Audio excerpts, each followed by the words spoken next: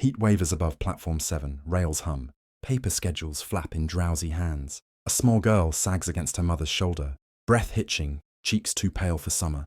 The mother presses her lips to the child's temple and feels heat that scares her. "Please," she says at the kiosk window, voice rasped thin. She's overheating. "I can pay after we sit. 1 cold bottle, please." Behind plexiglass, a clerk hovers at the register. A laminated sign glares. No free items. The station manager arrives as if summoned by the word please. Tie too tight, jaw set. "Payment first," he says. Cameras are on. "We follow policy." The child hums a 2-note tune and wilts a little more. The mother cups her face and blows cool air across her forehead, trembling. The clerk's fingers tap the counter. He glances at the sign, at the child, back to the sign. A woman in a slate suit stops mid-stride, counting seconds as if they're coins she can spend. She studies the sign, the line, the child. Heat makes every edge wobble. The clerk opens the cooler. The door exhales cold. He slides a bottle through the gap at the edge of the plexi, quiet as a secret. "That is not yours to give," the manager snaps. "Step away from the till. Put every cold bottle in that case on my receipt," the woman in the suit says. Voice flat as steel. The scanner beeps. Another beep. Condensation blooms on plastic. The mother twists the cap with shaking hands. "Small sips, baby," she whispers. "Small sips." The manager yanks a thin envelope from his binder. "Turn in your badge," he tells the clerk. "You're done." A ripple of discontent swells across the platform. Phones lift. Glass eyes gleam. The woman in the suit doesn't raise her voice. "Suspend that termination," she says. Security goes still. The manager looks at her, properly for the first time. Sees the posture that comes from telling rooms full of men what will happen next. A staffer leans close and whispers her name. The manager straightens his tie again, as if the knot could save him. The woman guides the mother and child into a slice of shade by a concrete pillar. She wets a cloth and presses it to the small pulse in the child's neck. "Help is coming," she says. "We'll cool her down." "Why would you help us?" the mother asks, breath caught between panic and hope. "Because a 5-year-old shouldn't have to negotiate with thirst." A tinny announcement coughs a delay into the heat. The child's breathing slows, shifts from frantic to steady.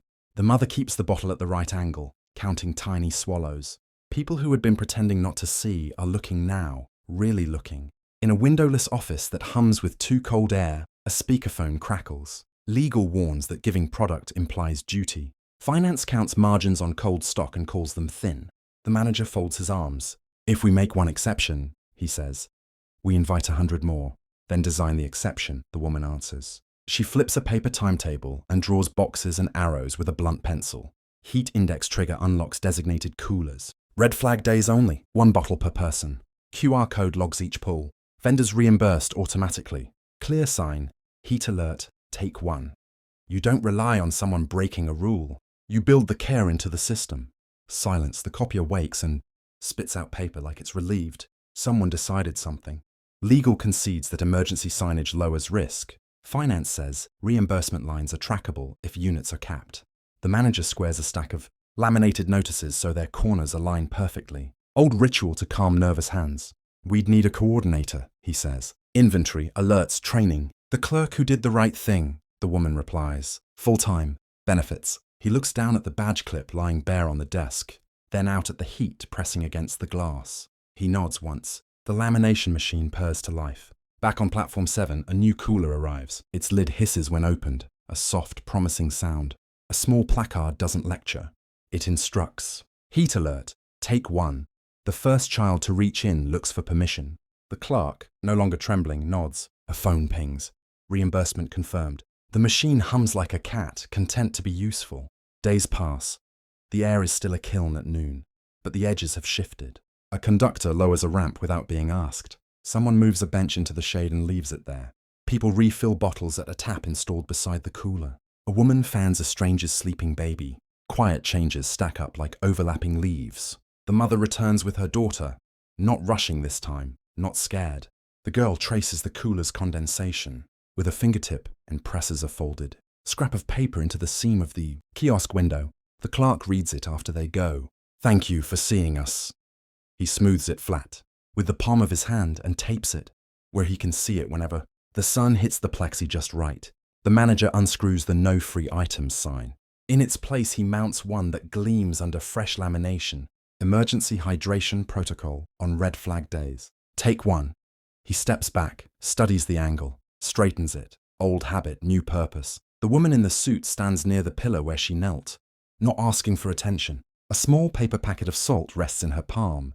She tears it open and touches a grain to her tongue. An old bus depot trick to check if you're sweating enough to stay safe. Memory, not performance. Shade sails on platforms with Western exposure, she says, almost to herself.